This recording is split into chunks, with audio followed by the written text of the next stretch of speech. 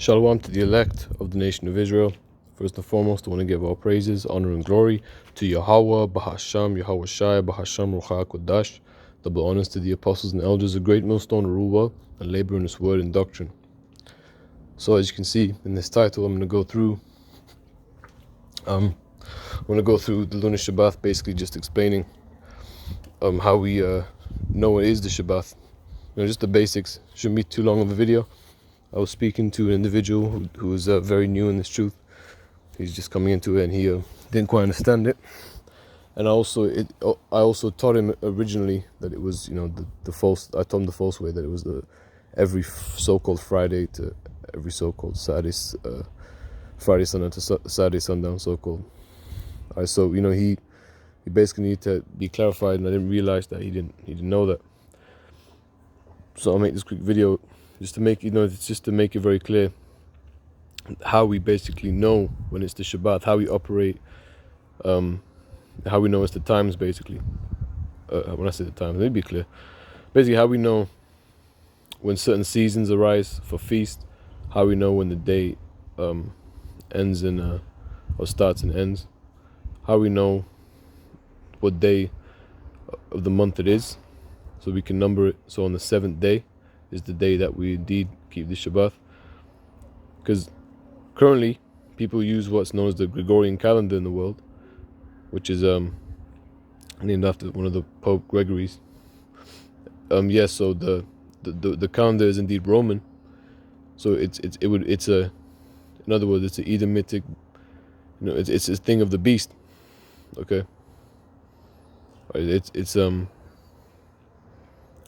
the concept of time right now, the way people acknowledge it, is the how do I say it? Is a reflection of that image. Okay. So we can't use it to measure out when the Shabbat is going to be, because therefore we're using his time, his measurement for time and whatnot. But if we go to Genesis chapter 1 and start verse 3, and Alahayim, because the word there, Alahayim, it goes into gods. All right, Allah means God or power or judge. I'll pull up on the screen. I don't know why I didn't do that. My fault.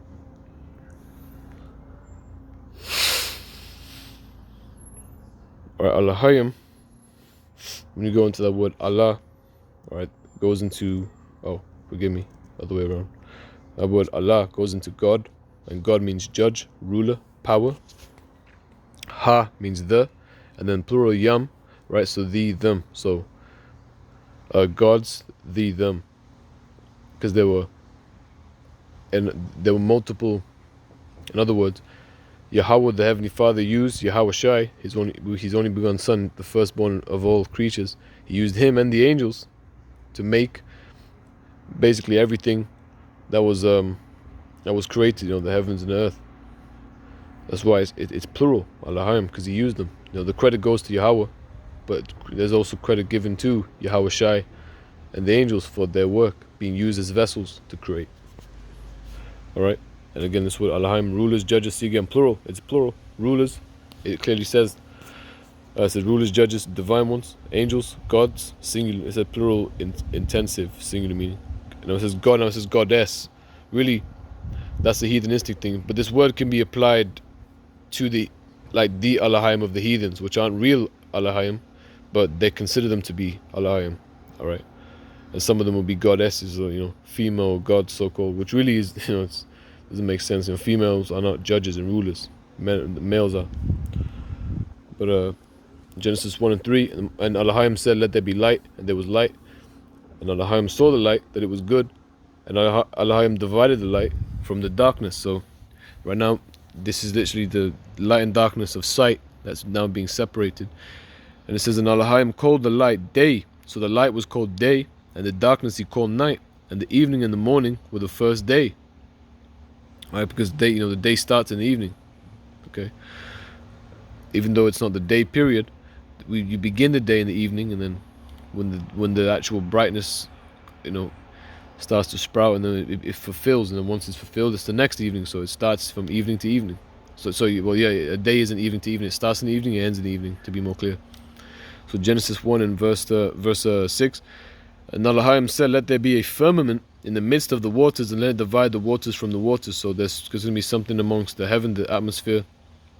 It's going to divide waters in the atmosphere and what's known as space, and waters that's known as seas in the earth. But this is verse 7. And Elohim made the firmament and divided the waters which were under the firmament from the waters which were above the firmament. And it was so. So it says, and Elohim called the firmament heaven. So look, the firmament is called heaven, but it's not the heaven of heavens, because there is levels to heaven, man. There's the heavenly realm in which there is celestial things such as the stars, and we're about to see right now. We're going to go into the sun and the moon. All right, so these are in the firmament, which is known as heaven, because the word heaven there is actually the word Shemayim. Let's get that word. All right, let's see if I can read it. All right, Shemayim is plural, going to heavens, sky, visible heavens. All right, so Shemayim, heaven, astrology. All right, cool. So basically just the heavens. But I believe it would be easier if I can, because the word Mayim means waters, right? And there's waters above the firmament. So basically it goes into which be waters, but it didn't show in the Blue Letter Bible. So we'll move past that either way, though. You can go into the word waters right here. Actually, I can just do it, really. No, I wasn't thinking like that. But Mayim, this word, there you go, waters. Okay. Now Genesis chapter 1.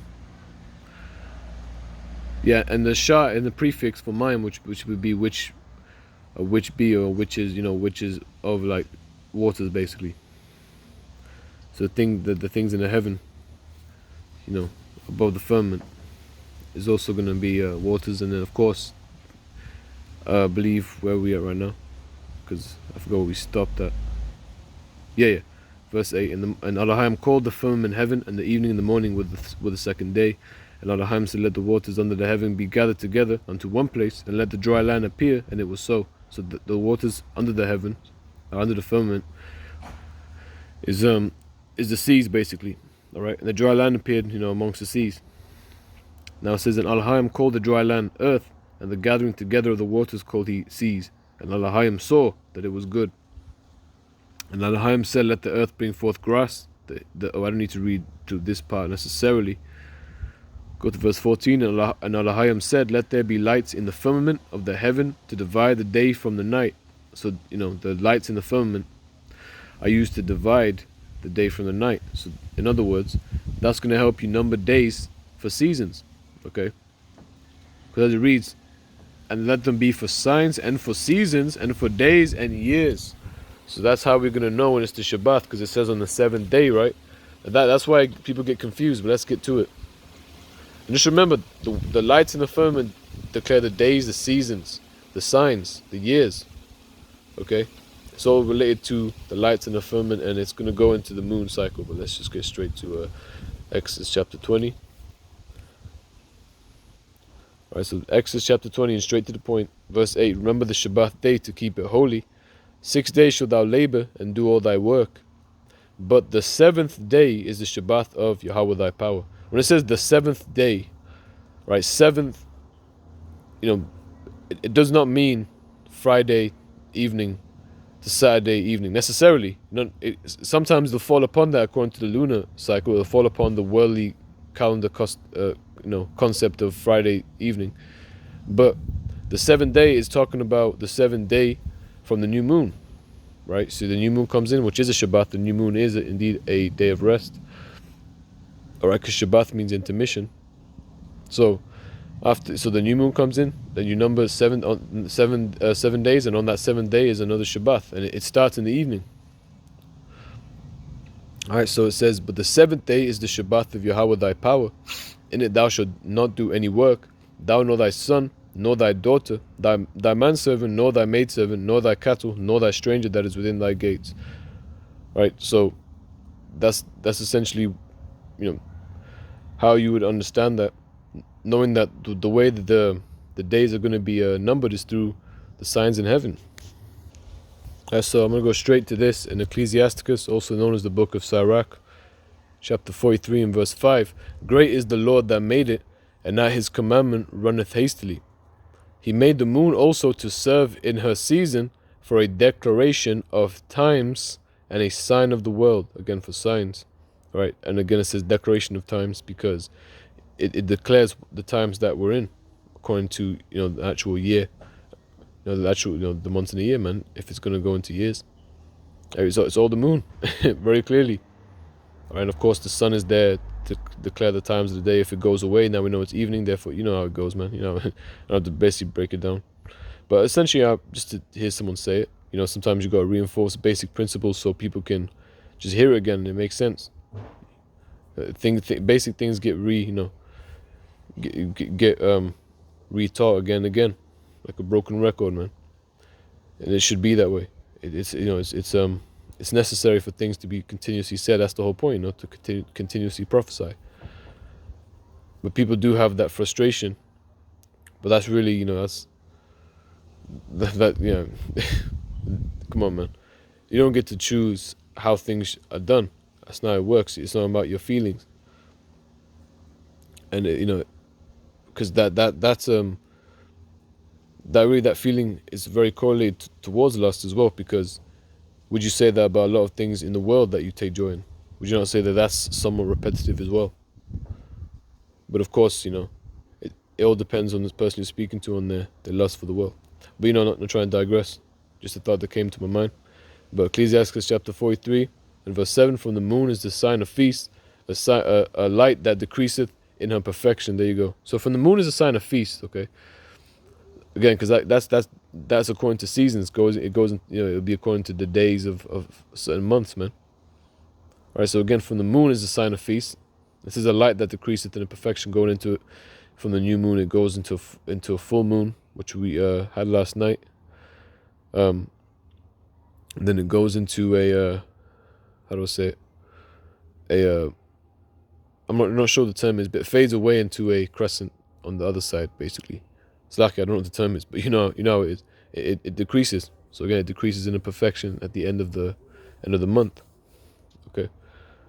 Verse 8, the month is called after her name, increasing wonderfully in her changing, being an instrument of the armies above, shining in the firmament of heaven. Okay, so let's get to that as well. Let me get to that first, actually. All right, so this is the word for new moon. All right, it's the word for month, monthly, the first day of the month, the lunar month. All right, that's what it says for definition. It's the word chadash, right? So chadash, to be new, renew, repair. Because this is sorry, I didn't make myself clear. I was just moving there. When it says root word etymology, click on this word because it's a different Strong's number. You can see different vowel points, but the ancient Hebrew didn't have different vowel points. So we just go into this word. It's the same word. They just added it to the language. And this is this is how you use it as a verb, to be new, renew, repair, to renew, make anew, to repair. All right. So the chadash goes into again the new moon, the new little slither that pops out. All right. That's indeed the new month. Okay.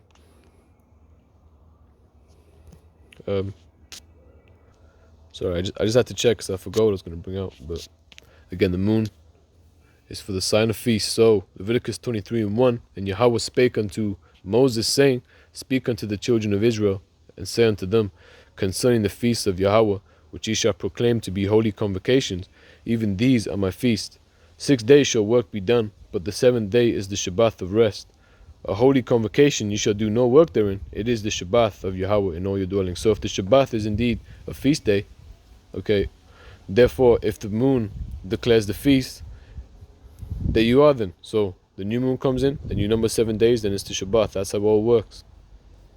All right, so it's all according to the moon. That's how the Heavenly Father basically structured the terrestrial plane to acknowledge the times, man.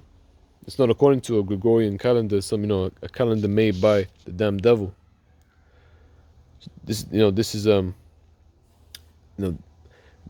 something that I believe that there is a lot of people that would contend with it, and they'll have certain sources and whatnot. But really scripturally, it's very obvious, man. If the moon is for seasons and whatnot and feasts, then how else are you going to number it? Again, when I was first coming into the truth and believing in the truth for a while, I I was believing in the whole Friday evening, Saturday evening, and I would perceive it as slow, but really it's because my method of really um my method of really believing it was just very skewed. It's very easy to see that I didn't even understand basic things. I wasn't looking at things very clearly. Even just things like when it says the seventh day, look, seventh day.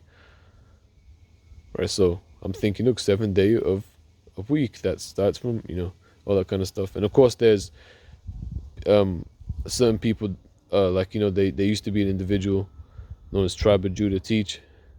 And, that man had some doctrines that were going off, including that one. And, he also isn't even, I don't even know what he's about, man. Like, very, very likely just falling out because he hasn't made videos in a while, but he was going through some secular history things that seem to be referring and swaying that way. But really, when you look back into that as well, you can see that, we were keeping it on what was known as a seventh day. Okay. I believe he even referenced Josephus, but Josephus was saying that something to that effect. But you see, I don't have that source on me. I believe it's on my laptop. But if you brothers want to look into that, all right. If you don't, I'm sure a lot of you who are watching this will know about the Tribe of Judah teach, an individual who goes off, and he's nowhere to be found now. But that video, there's information there where he made it, basically, he's teaching where it made it seem like it was referring to such, because he was obviously showing his bias, because we all have a bias either way. And in those historical references, there were people coming to fight us on the day that they knew it was the Shabath. All right, but if they knew it was the Shabath, how are they gonna? If they knew that we were keeping the Shabbat that day, how are they gonna know that? That people are coming against us, like in Maccabees. Well, the scripture says, according to the moon, we're gonna know our feast. They must have known that we had the seventh day according to the moon on that day. You tell me they can't strategize looking at the moon? So it's very it's sort of like a circling procedure. It's not like a circling argument. It's just you're circling around, going into the same thing. That the scriptures make it clear that the way we're going to know when it's going to be the seventh day is through the lights in the firmament. That has nothing to do with the Gregorian calendar, at least in the way that it's structured in the scriptures. Okay, because they're going to reverence the sun, but that's the whole point. It's all relevant to idolatry anyway. Everything they're going to do, the damn Romans, man. All right, but that's the end of the video.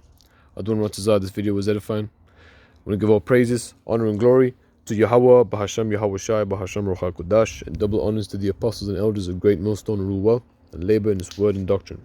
Shalom.